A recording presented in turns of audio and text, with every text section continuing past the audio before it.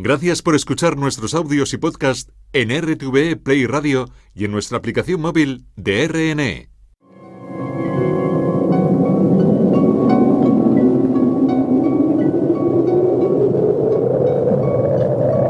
Solo cuando el túnel está en la más absoluta oscuridad es cuando puede volver otra vez la luz.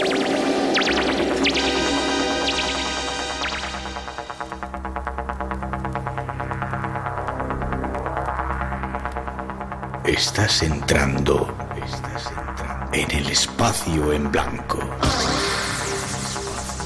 Una puerta a nuevas dimensiones de la existencia. Una nueva perspectiva sobre la realidad. Espacio en blanco.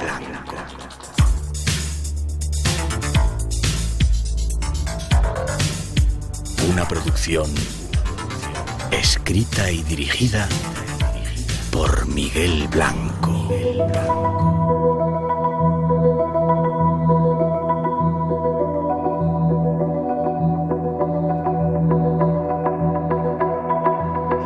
Hola, buenas madrugadas, llegamos, el misterio se abre en las ondas de Radio Nacional a partir de ahora.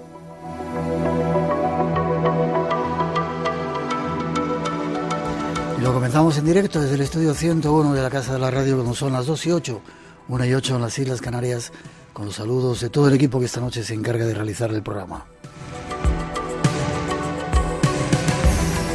Un equipo formado esta noche en la parte técnica por Pedro López y Javier Campos, Natalia Sotillos en la realización y coordinación, Rosa Rodríguez en la locución y producción, y este que os habla, Miguel Blanco. Un placer estar de nuevo juntos, viajando por estos universos que nos interesan.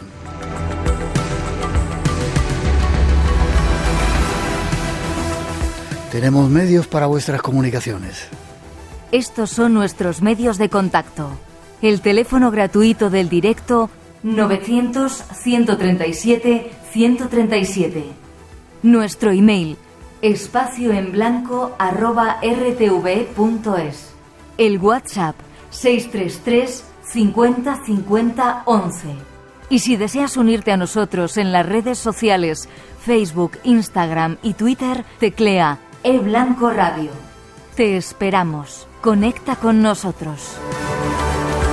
Y hoy hay premios, como casi siempre, y además dobles. Queremos invitaros a caminar y tenemos 10 entradas dobles para un preestreno de un documental increíble que se va a celebrar en Madrid. Vamos a dar información hoy a lo largo del programa y podéis intervenir en ello a través de las redes sociales, eBlanco Radio en Facebook, Twitter e Instagram, a través de nuestro número de teléfono, un WhatsApp si queréis enviar, 633 50 50 11, o mandando un email a espacioenblanco@rtve.es.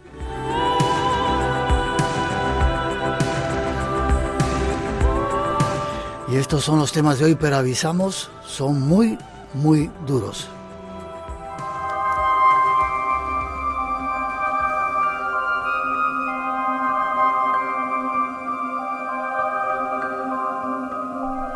Pocas veces se tiene la oportunidad de compartir tiempo con los maestros. Hoy es una de esas ocasiones. Alguien que ha sido testigo a veces incómodo de algunos de los pasajes más sangrientos de nuestra moderna historia. Hoy os invitamos a sentaros en una mesa y quizás a tomar un café. Cafés con el Diablo es una sucesión de entrevistas con asesinos políticos en serie, con torturadores, con criminales de lesa humanidad que se sinceran hablando de sus actos. El soldado no pierde la conciencia, cumple las órdenes. Si a mí me dicen, mátelo a usted, vengo y lo mato. Después que se haga cargo superior que dio la orden. Nuestro primer invitado, Vicente Romero, es un maestro del periodismo y de la vida. Él es quien nos invita. Y en la mesa, algunos diablos de nuestro mundo. Será nuestro primer tema.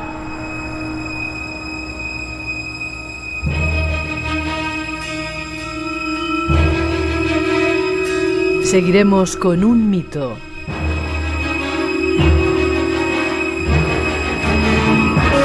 La mesa está preparada y los invitados ya han llegado. Bienvenidos.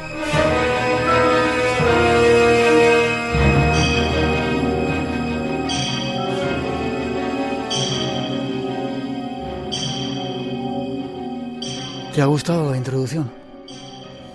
Me ha parecido una exageración, francamente, pero os lo agradezco a Rosa y a ti, porque somos amigos hace muchos años y se nota en estas cosas. Déjame que te diga una cosa. Yo cuando era pequeñito, bueno, más jovencito que ahora, había dos cosas que no me perdía.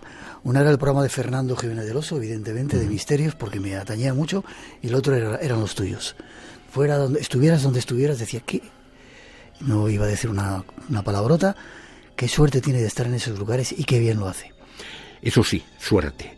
La suerte de haber podido vivir todas esas situaciones que fríamente podríamos decir históricas, pero que dan lugar a una serie de situaciones humanas, porque en esas situaciones límite se manifiesta siempre lo mejor y lo peor del género humano, y es una suerte poder asistir a ello, vivirlo.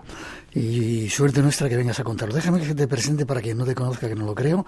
Periodista español del área internacional de los servicios informativos en nuestra casa, Radio y Televisión Española. Hiciste Informe Semanal y en Portada, que yo creo que era el programa que yo no me perdía, hace muchos años. Comenzaste en el diario Pueblo, donde estábamos ahora hablando de ese montacargas que subía y bajaba ahí. Yo creo que nos vimos. Corresponsal de guerra en Vietnam, la guerra civil camboyana, la guerra colonial portuguesa, el golpe de Estado de Chile y Argentina. Estuviste en Mozambique, Sierra Leona, Somalia, Siria, Antigua Yugoslavia, Irak, Afganistán. Has estado en todos los follones que ha habido. La Asociación Pro Derechos Humanos te concedió el premio de periodismo de los derechos humanos en el 2006. Cruz Roja Española también. Ondas Internacional. Montones y montones de premios. ¿Cómo se siente uno con todo esto? Abrumado cuando lo oigo en tu boca, porque en definitiva pues son muchos años de oficio y efectivamente muchos países, muchas situaciones.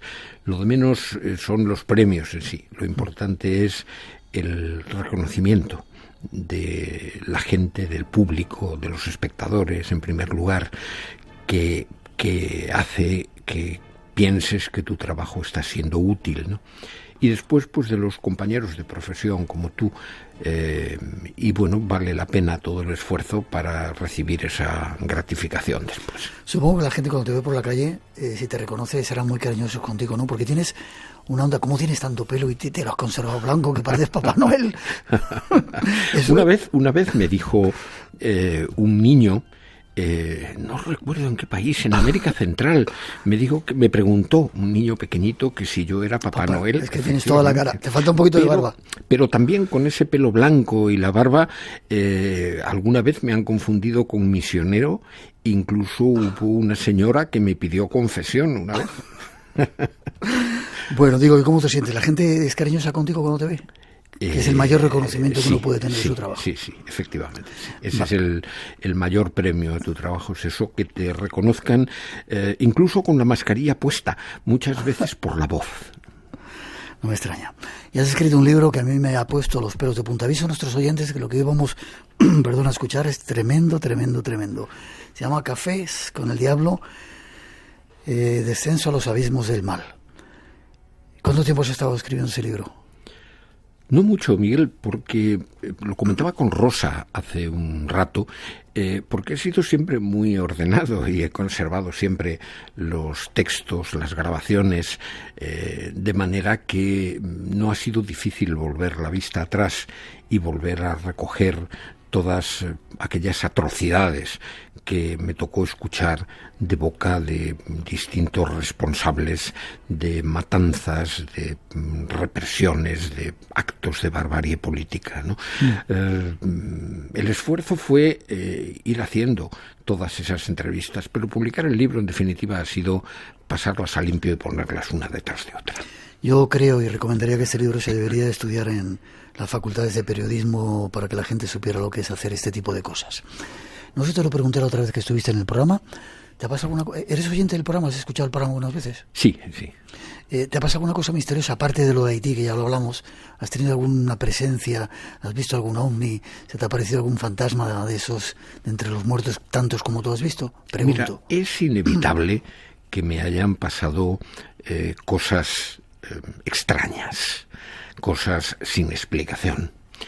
Es algo que siempre me ha dado cierto pudor contar, porque parece que sean fantasías tuyas, parece que de alguna manera le quiten credibilidad a la realidad que estás contando, pero en definitiva forman muchas veces partes oscuras de esa realidad, y por otra parte hay ocasiones en que lo que demuestran es el impacto que te está causando lo que tienes alrededor. Sí, me han ocurrido algunas cosas raras. Y bueno, son las 2:17 de la mañana, pues a estas horas se puede incluso hacer alguna confidencia y me puedo guardar un poco la vergüenza esa que me da en el bolsillo. Si quieres lo cuentas ahora, si no te traemos otro día y solamente contamos este tipo de cosas. Como tú prefieras. Hay toda una colección, ¿no? El otro día comentaba con un amigo que quizás la cosa más absurda o más extraña que me ha ocurrido, y tiene indirectamente que ver con este libro de Cafés con el Diablo, me pasó en Nueva York. Yo había ido a Nueva York a recoger un premio del Festival Internacional, una medalla mundial del Festival Internacional de Nueva York sobre niños víctimas de la represión en la dictadura argentina del general Videla, y bueno, una serie de cosas que hicieron que acabara la noche esa de los premios dando un paseo, y estuve paseando por la calle 23 de Nueva York, desde la 8ª Avenida hacia la 5ª, pensando en mis cosas, en el premio, en el reportaje, y de repente me sentí agredido. De repente sentí esa sensación de mezcla de angustia, de miedo que he sentido en situaciones de guerra, en bombardeos, eso de ¿qué hago yo aquí? ¿Por dónde salgo de aquí? ¿Cómo me marcho? Y me paré y dije, ¿pero qué me está ocurriendo? No hay ningún peligro aquí en Nueva York. ¿De qué es lo que me está creando esta angustia, ¿no? Miré a mi alrededor, reflexioné y dije, pues es ese edificio. Y vi que había un edificio que me estaba agrediendo en la acera de enfrente. Era el Hotel Chelsea. Crucé la calle y dije, vamos a ver qué pasa ahí. Y entré en el Hotel Chelsea. Yo no había oído hablar nunca del Hotel Chelsea. Entré, mis palpitaciones aumentaron, mi angustia aumentó, pero yo quería saber qué pasaba allí, hasta que en una de las ventanas, de los ventanales que daban a la calle del Hotel Chelsea, descubrí una efigie demoníaca. La miré y le dije, ¿eres tú? Pues ahí te quedas, macho. Y me di media vuelta, aliviado de que había encontrado aquello y de que me libraba de ello. Y salí de allí pensando, te estás volviendo loco, Romero.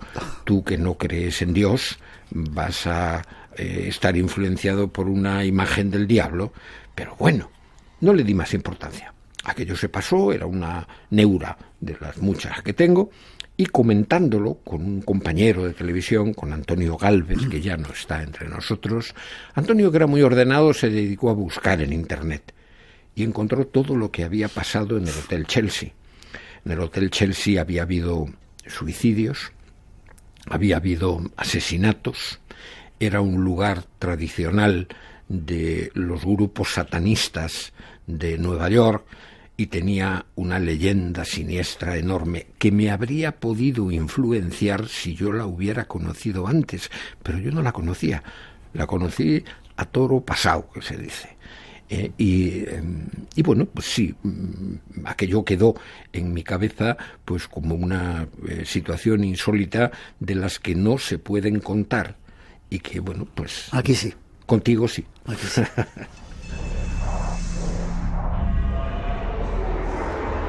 Este es nuestro invitado. ¿Estás a gusto? Sí, claro, ¿cómo no lo voy a estar? Vamos a tomar unos cuantos cafés con el diablo. Es el tema de esta noche, 900-137-137, si queréis intervenir. Y vamos con ello tras esa primera introducción.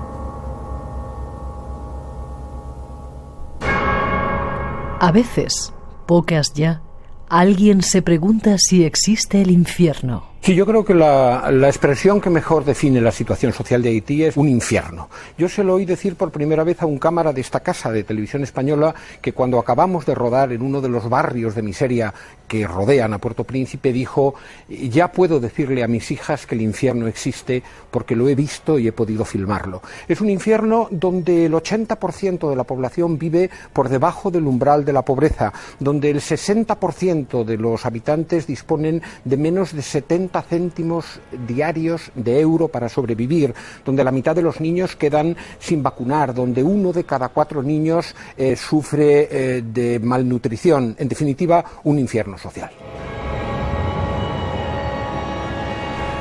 Un ejemplo del infierno en la tierra, Haití.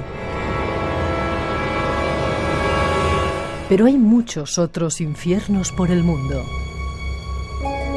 Nuestro invitado los conoce y ha venido a descubrirnos algunos de ellos.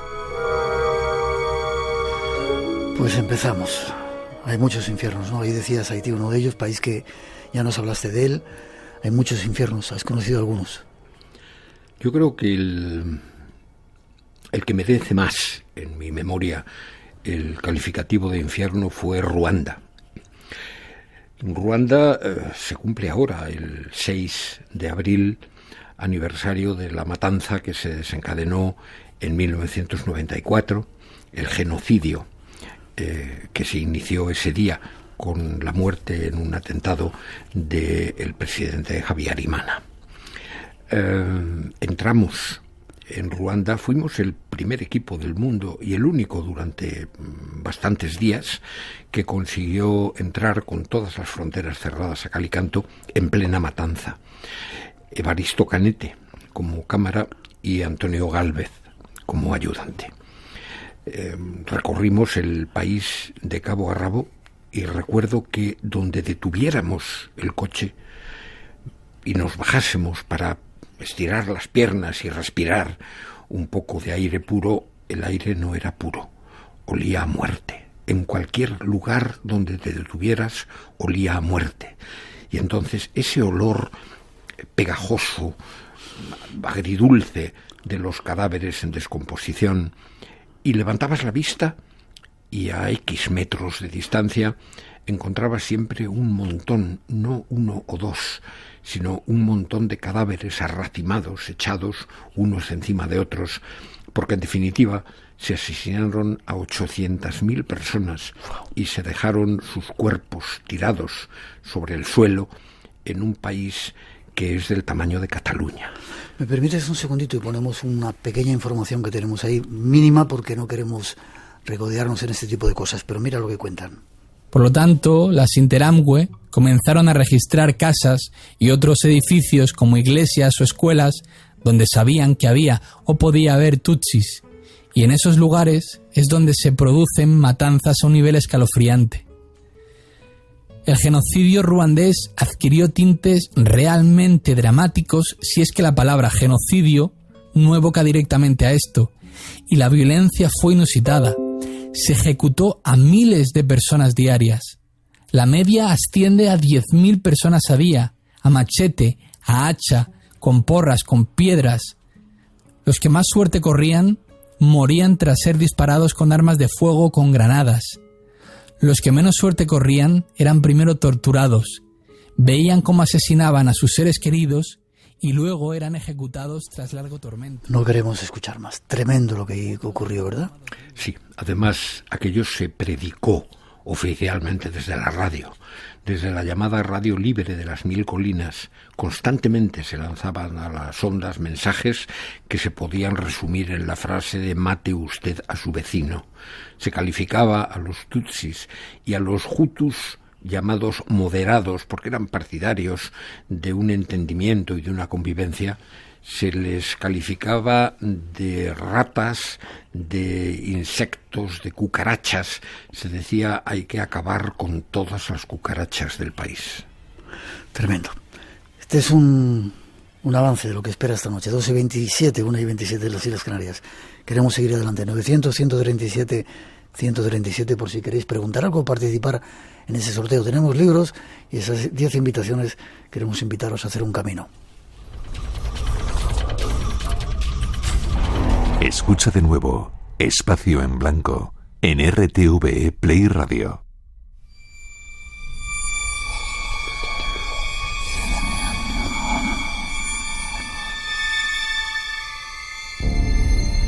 A veces uno se pregunta, ¿existe el diablo en nuestro mundo? Y la respuesta de nuestro invitado es que sí, que existen muchos en la Tierra. Él, que durante décadas fue testigo del horror en medio del mundo, que vivió las atrocidades de las dictaduras del cono suramericano, la locura demencial de los Jemeres rojos en Camboya, la barbarie estadounidense en Vietnam, las torturas silentes de Guantánamo y la orgía de sangre del genocidio ruandés. Junto a él os proponemos seguir su viaje para conocer a algunos diablos de nuestro mundo. Vicente, ¿cuántos diablos hay? En tu libro sacas una cifra del padre Corrado Balducci. Sí, pero déjame que diga antes que eso de el diablo, ese diablo en el que yo creo, es una figura literaria, no es el diablo, ni mucho menos ese diablo que encarnó magistralmente Fernando Fernán Gómez en una película de José Luis Sáez de Heredia que se llamaba Faustina, con un infierno, con esas ollas ardiendo, etcétera. No es el diablo en el que creen algunos católicos, del que habla la Iglesia. Para mí el diablo es una figura literaria que son las encarnaciones del diablo como expresión de la maldad en el ser humano. Contestando a tu pregunta, sí, en el año 2000, Corrado Balducci, que era un sacerdote y teólogo italiano, amigo íntimo del Papa Juan Pablo II, miembro de la congregación de la fe, de exorcista oficial de la archidiócesis de Roma, pues publicó un texto en el que daba el número exacto, por sorprendente que nos pueda parecer, el número exacto de diablos que existen. Y dijo que eran 1.758.640.176. Empezando por cuestionar si el diablo existe o no, que para mí no, claro, si no creo en Dios, ¿cómo voy a creer en el diablo, no? Pero me surge como primera duda ¿se reproducen los diablos? Nunca he sabido contestar a la pregunta de cuál era el sexo de los ángeles, por tanto tampoco si los diablos tienen sexo y se reproducen o no, pero sospecho que sí, tal como está el mundo, deben haber muchos más de los que había en el año 2000. Vale, tú has entrevistado a muchos en este libro, Cafés con el Diablo. ¿Cómo has conseguido entrevistar a algunas de las gentes más terroríficas que ha habido, bueno, algunos de ellos del planeta, por lo menos los más conocidos, que han hecho cosas tremendas, terribles?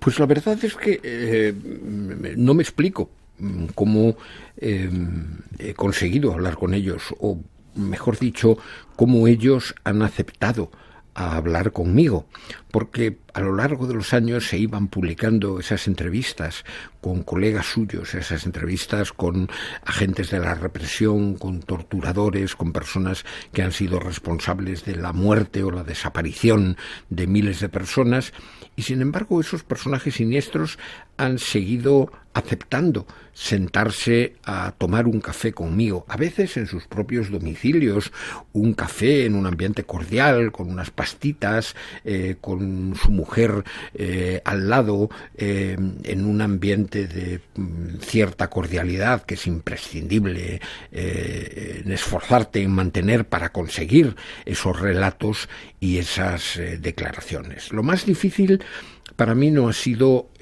conseguir hablar con ellos. Lo más difícil ha sido contenerme. Supongo. El estar escuchándolos y no agarrarlos por las solapas y decirles lo que pensaba de ellos realmente, porque simplemente estaba realizando un trabajo de escucha y de transcripción de su mentalidad, de su manera de ser, y no hacía falta añadir ningún insulto, ninguna consideración. Se retratan en sus propias palabras. Basta con escucharlos o con leerlos para saber las malas bestias de las que estamos o con las que estábamos hablando. Hoy vamos a escuchar alguno de esos testimonios. ¿Con quién o dónde lo has pasado peor en esas entrevistas de este libro Cafés con el Diablo? No es pasarlo mal físicamente, es el mal trago que supone escuchar una serie de cosas, como te digo, y tener que contenerte, ¿no? Pero me han impresionado algunos por su frialdad absoluta, por la manera en que hablaban de sus propios crímenes o del acto de matar, de exterminar a los demás. Y los que más me han impresionado no han sido esos grandes demonios responsables principales de esas decisiones de matar o de torturar, sino los pobres diablos que obedecían órdenes, ¿no? Y en ese sentido quizás el que más, Prak Khan, un camboyano, jefe de torturadores en el campo de interrogatorios y de exterminio de Tu Sleng, el S-23. Lo vamos a escuchar dentro un momentito. Camboyano, ¿no? Porque sí, hablaba de la necesidad de esmerarse en la tortura, de esmerarse por miedo, porque si no torturaba lo suficientemente duro, lo suficientemente bien, se hacía sospechoso de empatizar con el enemigo y su propia vida corría peligro. De hecho, el único de las 7 personas que hubo haciendo esa función, el único que sobrevivió fue él. Vamos a escucharlo dentro de un momentito, pero estoy pidiendo a nuestros compañeros que nos pongan un corte. Voy a poner un poquito de música y lo escuchamos.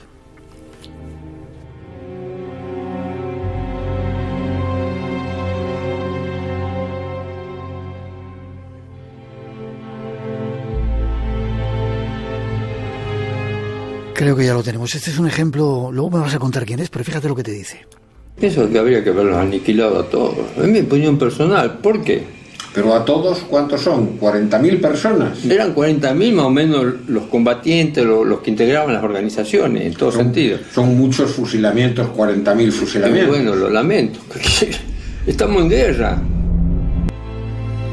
Ya sé que no es el camboyano, lo vamos a escuchar ahora. No, era simplemente un ejemplo de... Este era el teniente coronel Ariel Valdivieso en Argentina, sí.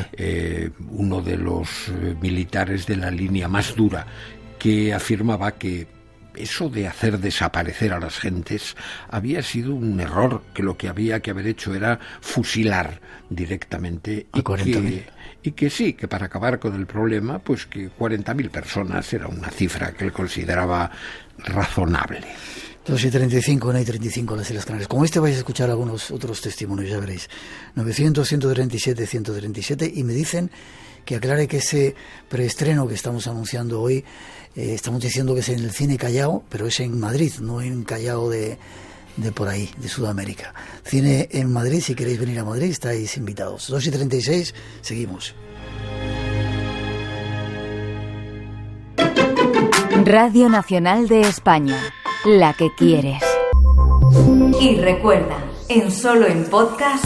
En Escena y Cena nos espera Eduardo Vasco. Toca muchos palos dentro del teatro. RTV, la que quieres.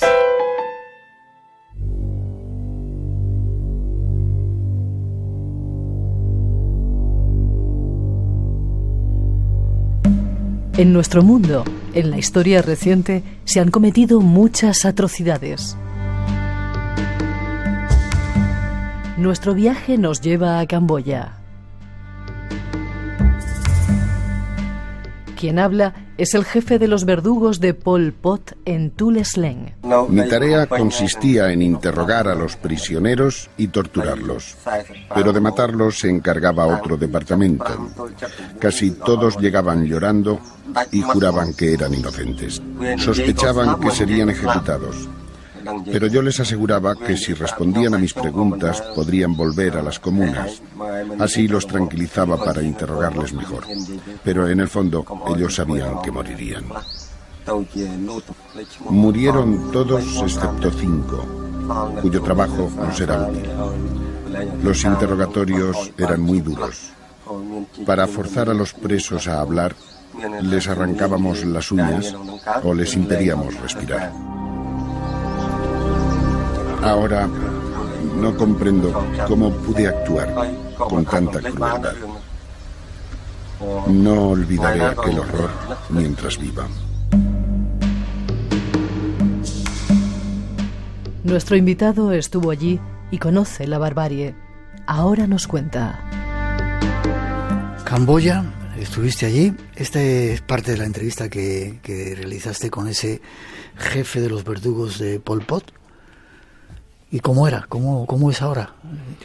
Un pobre hombre, un pobre diablo, que se vio arrastrado por el torbellino de barbarie de los Jemeres Rojos hasta un puesto de responsabilidad, y por sus manos pasó la vida y la muerte de muchos prisioneros en el campo de Tu Leng. Hay que recordar que los Jemeres Rojos intentaron una revolución extremadamente radical a partir de las tesis más radicales de Mao, que el propio Mao no llegó a atreverse a poner en práctica en China. Se suprimió el dinero como medio de intercambio, se volvió a una economía de trueque, se dinamitó el Banco Central para acabar con el capitalismo, se prohibió toda la cultura contaminada por el capitalismo, es decir, toda la cultura. Incluso se llegó a perseguir como sospechosos a quienes llevaran gafas, sospechosos de ser intelectuales. Se acabó con los médicos, con los arquitectos, con todo. Los médicos, yo recuerdo haber recorrido con los Jemeres Rojos varios días las zonas que controlaban en la selva después de que perdieran el poder. Tuve una lipotimia y me atendió un enfermero analfabeto que disponía de 4 medicamentos, según fueran analgésicos, antiinflamatorios, y que estaban en frasquitos de diferentes colores porque era incapaz de leer. Entonces, en ese régimen de barbarie absoluta se impuso el terror en nombre de los ideales más puros, el de conseguir un hombre libre, un hombre nuevo, un idealismo bárbaro, salvaje, sangriento, ¿no? Y uno de los ejecutores fue Prak Khan, que después de haber pasado por ese puesto de asesino oficial, pues terminó como campesino, con una pequeña huerta de subsistencia, con su familia, su mujer, sus hijos, a los que les confesó todo lo que hizo. Él dice todo lo que tuvo que hacer, y que no quiso hablar delante de ellos ni de sus vecinos. Tuvimos que alejarnos para hacer la entrevista. Nunca dio cuentas ante la justicia. Eso sí, fue testigo en el juicio en Phnom Penh por el Tribunal Penal Internacional contra quienes fueron sus jefes.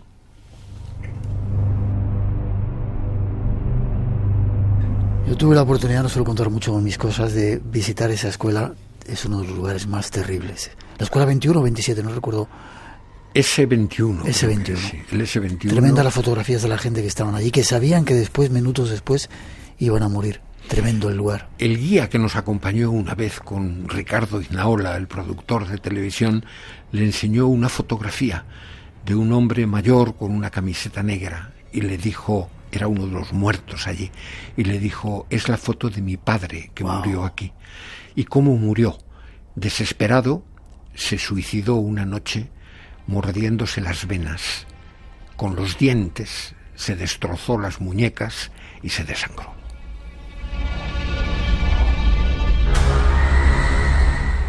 Luego te preguntaré, se me pone la carne de gallina, te preguntaré por qué el ser humano, o cómo llega uno a hacer este tipo de cosas, pero luego sacamos conclusiones.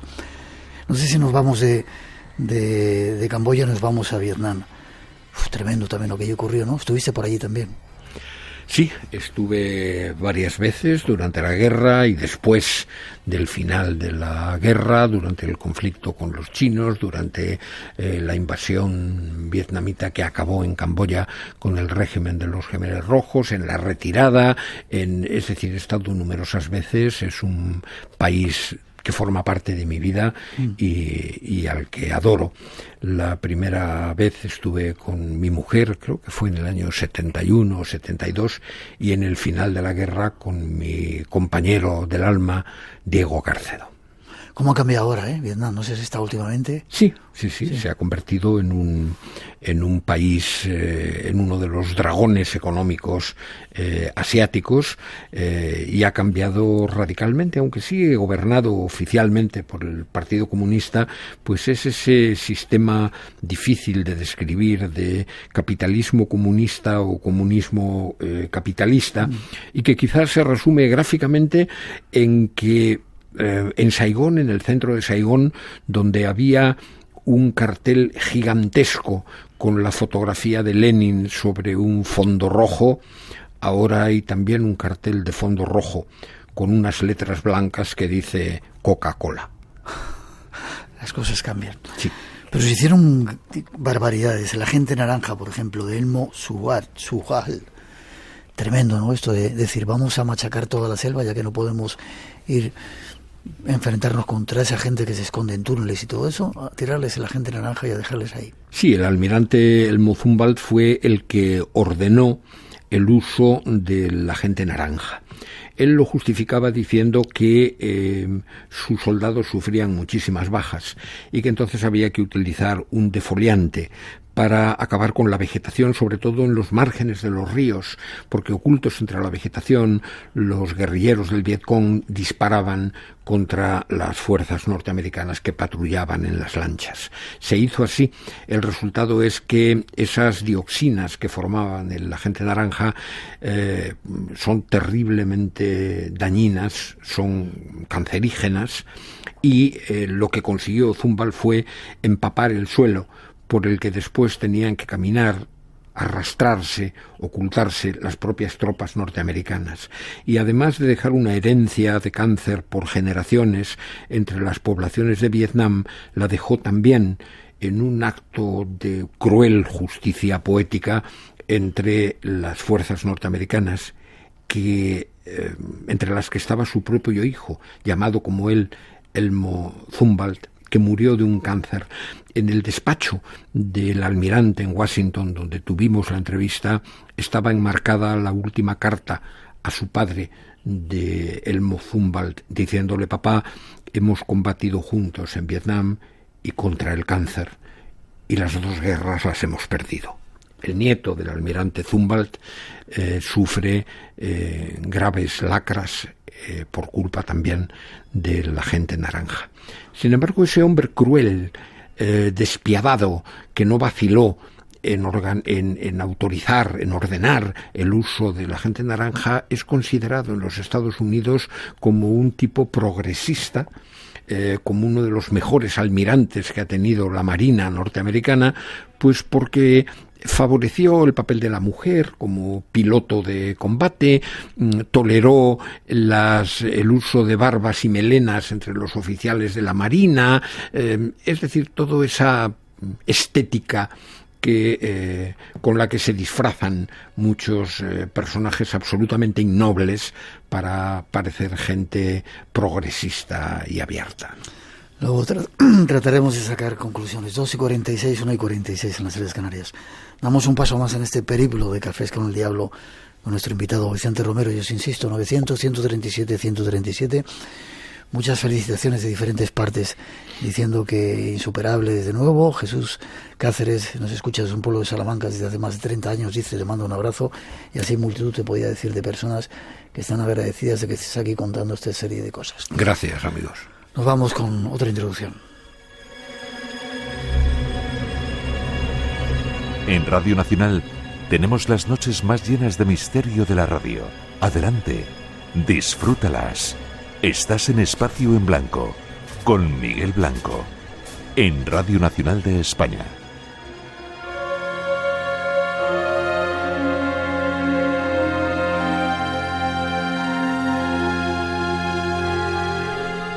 Otro de los países que nuestro invitado visitó, conociendo sus torturas, fue Argentina. Escuchamos las voces de algunos de sus entrevistados. Hemos prometido a la nación combatir la subversión hasta su aniquilamiento. Yo le digo al gobierno, le mete en la cabeza al milico que matar es bueno y que si no mata es un traidor. Usted no va a ver un teniente que como instrucción le dan hacer tomar un té con leche con el enemigo, porque con el enemigo hay que matarlo. Argentina se convirtió, bajo la dictadura del general Videla y las sucesivas juntas militares, en el paradigma del terror de Estado. Yo pienso que habría que haberlos aniquilado a todos. Es mi opinión personal. ¿Por qué? Pero a todos, ¿cuántos son? ¿40.000 personas? Eran 40.000 más o menos los combatientes, los que integraban las organizaciones, en todo sentido. Son muchos fusilamientos, 40.000 fusilamientos. Bueno, lo lamento. Estamos en guerra. Me preguntaba qué tenía mi papá en la cabeza, cómo mi papá podía acariciarme a mí y venir de torturar a alguien.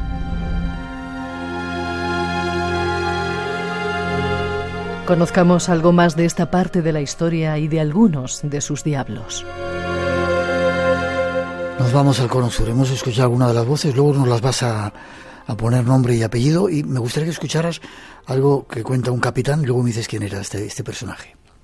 La Armada Argentina decidió que los prisioneros que tenía en la escuela de mecánica fueran eliminados arrojándolos al mar desde aviones navales. Se los desvestía y cuando el comandante de la aeronave daba la orden, que ya estaba informando que estábamos en una zona de mar adentro, se los arrojaba al mar uno por uno.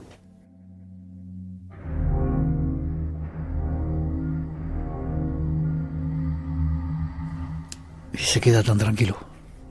Esa era una manera de deshacerse de los enemigos en Argentina y no sé si en Chile también, ¿no? Muchos otros países. En definitiva, es algo enseñado por los instructores norteamericanos en la Escuela de las Américas, en las que los Estados Unidos de Norteamérica, en nombre de la libertad, enseñaron a torturar, asesinar y exterminar a sus colegas latinoamericanos. La voz que hemos oído es la de Adolfo Scilingo. Scilingo formó parte de la tripulación de 2 de los llamados vuelos de la muerte que salían de la Escuela de Mecánica de la Armada. Scilingo, en ese corte de declaraciones suyas de un informe semanal que rodé con el cámara argentino Juan Pangol y con... ¿Te acuerdas de todos los nombres, los compañeros? Son compañeros, son amigos, son hermanos de profesión y de vida. Con Juan Pangol y con Fabio Díaz Suárez, el productor de Televisión Española entonces en Buenos Aires, ¿no? Scilingo lo hacía muy breve. Realmente a los prisioneros se les hacía creer que iban a ser trasladados a otra prisión del sur, incluso se les hacía cantar porque aquello era una buena noticia, celebrarlo, etcétera, y se les ponía una inyección que los drogaba. Después se les hacía subir en los helicópteros, allí se les desvestía y se les arrojaba desnudos al mar por la compuerta de los aviones de carga que los llevaban sobre la desembocadura anchísima, 50-60 kilómetros de ancho del Río de la Plata, o sobre el mar, ¿no? Sus cadáveres a veces los devolvían las aguas, la mayor parte de las ocasiones desaparecían para siempre. Estilingo fue el único de los militares argentinos que rompió la ley del silencio sobre los crímenes y que reconoció todo esto. Estilingo vino a España, fue juzgado en la Audiencia Nacional en Madrid, fue condenado a más de 1000 años de cárcel, cumplió 20 y tantos años en la prisión de Soto del Real y ahora vive, no voy a decir exactamente dónde, pero lo visité hace poco en su casa. Estilingo vive cerca de la prisión de Soto del Real, en un pueblo, y todos, no sé si todos los días o varias veces por semana, viene a Madrid, a la calle Atocha. En una iglesia de la calle Atocha trabaja como asistente social, como si con ello quisiera redimirse de todo ese pasado criminal que arrastra.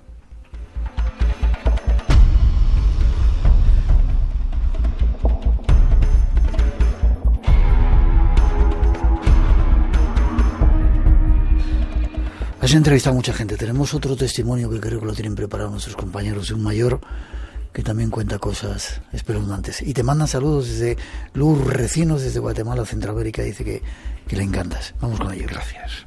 El gobierno le mete en la cabeza al milico que matar es bueno y que si no mata es un traidor. Usted no va a ver un teniente que como instrucción le dan a hacer tomar un té con leche con el enemigo, porque con el enemigo hay que matarlo.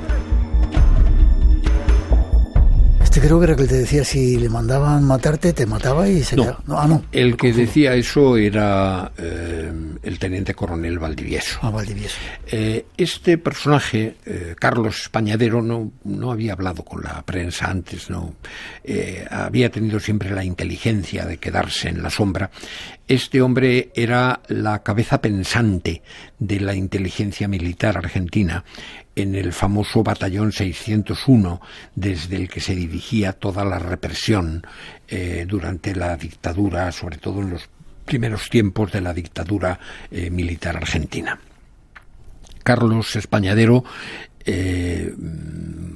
ya un hombre con 80 y tantos años, me recibió un par de veces en su casa, condenado a prisión perpetua en régimen domiciliario por su edad. Una casa modesta porque son asesinos. Muchos, además de asesinos, se han enriquecido. Españadero no.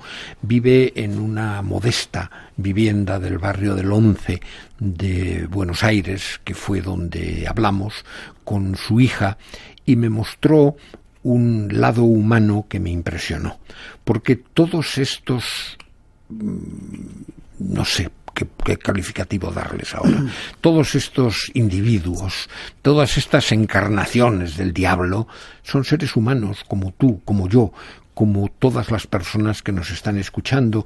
Todos tienen sentimientos nobles, todos tienen una historia de amor, todos tienen hijos a los que han querido, educado, y tienen esa dualidad en su personalidad, en su alma, en su cabeza, ¿no? Españadero me contó, por ejemplo, que se acababa de enamorar a sus 80 y tantos años de una vecina y que había pedido permiso a los militares para subir del sótano en el que vivía a vivir en casa de esa vecina, ¿no? Españadero me contó la historia de su hija con la que vivía y que conocía toda la historia de él, que se había quedado viuda hacía poco, que un cáncer de hígado se había llevado a su marido y me llevó a su cuarto y me lo enseñó, tenía las cenizas del marido en la mesilla y una fotografía, y me decía Españadero: fíjese, Romero, todavía sigue durmiendo con su marido. Son seres humanos, Miguel, seres humanos como todos, y eso es lo más escalofriante y lo más impresionante de todo esto. Luego te preguntaré por qué llegamos a hacer estas cosas, o si llega a hacer estas cosas. Hay una hija también que habla antes de las noticias. Te quedas un ratito más, si te parece, después de las noticias, pero escuchamos ese testimonio de una hija. Me preguntaba qué le pasaba a mi papá, qué tenía mi papá en la cabeza, cómo mi papá podía acariciarme a mí y venir de torturar a alguien. Lo que me ocurrió la última vez que estuve con él, que fue la última vez que hablamos, fue preguntarme esto, ¿no? Que él me estaba contando que había matado a un chiquito y yo me ponía a pensar que después de haber matado a ese chiquito me acarició a mí o a mis hermanos. Eso decía la hija de uno de ellos, ¿verdad? Ana Rita Bagliati, a la que hemos escuchado, fue la primera entre los muchos hijos de represores, de criminales de lesa humanidad, de asesinos de Estado, que quiso renunciar públicamente al apellido del padre y que denunció las atrocidades del padre. Ana Rita quedó, como todos ellos, profundamente dañada por esa experiencia de ver, de comprobar que tu padre es un asesino. Ana Rita nos contaba, por ejemplo, como recuerdos de su infancia, que el padre le decía a ella y a la madre, cuando los llevaba en el coche de compras, les decía: daros prisa porque llevo un cadáver en el maletero y tengo que ir a entregarlo. ¿Qué me dices? En ese régimen de vida creció Ana Rita. Y es lógico ese sentimiento confuso, terrible que tiene respecto al padre. Cuando ella dice mi padre mató a un chiquito, se refiere a que en una operación militar dispararon contra una supuesta guerrillera, seguramente de montoneros, que tenía un niño. El niño quedó afectado y él ordenó a los soldados que remataran al niño. Los soldados no quisieron hacerlo y entonces él lo remató. Decía Ana Rita que disparar en la cabeza de aquella criatura de pocos meses había sido una de las pesadillas de la vida de su padre, y que su padre la había utilizado a ella para contarla, para desahogarse, para sacar eso de dentro de sí, y que no podía perdonarle las dos cosas, el crimen y la utilización de ella, y que no entendía cómo después de hacer eso había podido llegar a su casa, tomarla en brazos, acariciarla, darle un beso, preguntarle qué tal le había ido en el colegio.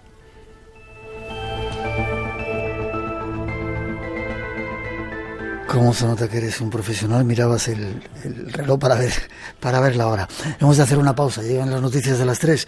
Nuestros compañeros José Luis Aragón y María Lladró están preparados para daros toda la actualidad. Nosotros regresamos después un ratito más con algún testimonio y trataremos de sacar conclusiones. Nuestro teléfono 900-137-137 por si queréis intervenir. Hay premios esperando.